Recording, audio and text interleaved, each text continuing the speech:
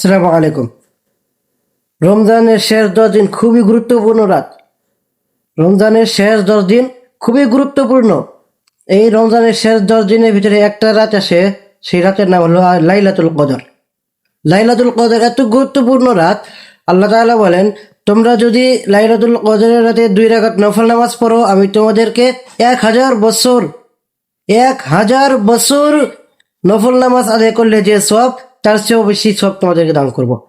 আপনি যদি 1 টাকা সদকা দেন, আপনাকে আল্লাহ তাআলা 1000 বছর সদকা করলে যে সওয়াব, তার চেয়েও বেশি সওয়াব দান করবে।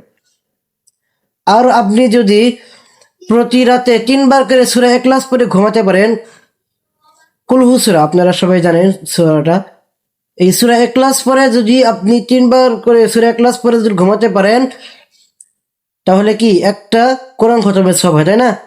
আর এই লাইলাতুল কদরে যদি 3 বার করে সূরা ইখলাস পড়ে ঘুমাতে পারেন, আল্লাহ তাআলা বলে, আমি তোমাদেরকে 1000 বছর কোরআন খতম করলে যে সওয়াব, তার চেয়েও বেশি সওয়াব তোমাদেরকে আমি আল্লাহ তাআলা দান করব।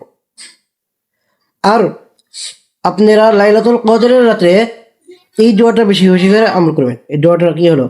আল্লাহুম্মা ইন্নাকা আফুউন তুহিব্বুল আফওয়া ফাআফু আন্নি ইয়া গফুর ইয়া গফুর। দোয়াটা সবাই মুখস্থ করে রাখেন। আরো লাইলাতুল কদরের রাতে আপনারা যদি আল্লাহ তাআলার কাছে জিন্দেগির গুনাহ মাফ চান, আল্লাহ তাআলা নিশ্চয়ই জিন্দেগির গুনাহ মাফ করবেন। কারণ লাইলাতুল কদরের রাতে আল্লাহ তাআলা দোয়া ফিরিয়ে দেন না।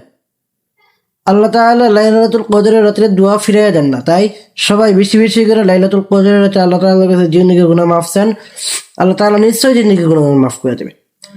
আর আমার এই ভিডিওটা বেশি বেশি করে শেয়ার করে দেন, সবাইকে দেখার সুযোগ করে দেন, সবাইকে জানার সুযোগ করে দেন। আসসালামু আলাইকুম ওয়া রাহমাতুল্লাহি ওয়া বারাকাতুহু।